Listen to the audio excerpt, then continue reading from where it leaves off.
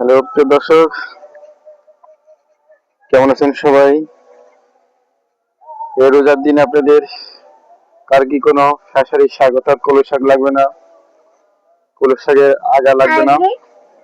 আমরা আপনাদেরকে কলই শাক আগা ডোগা তোলার জন্য একটা ব্যবস্থা করে দিচ্ছি।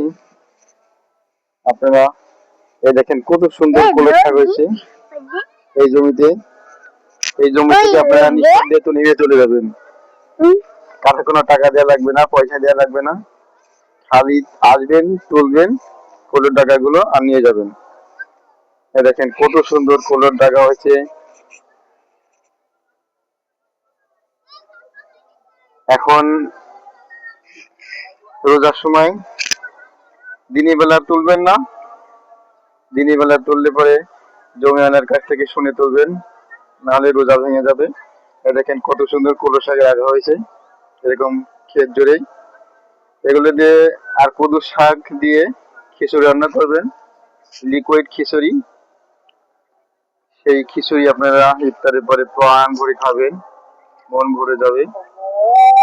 মাঝে মাঝে দু একটা আলু দেবেন, কত সুন্দর। এই দেখেন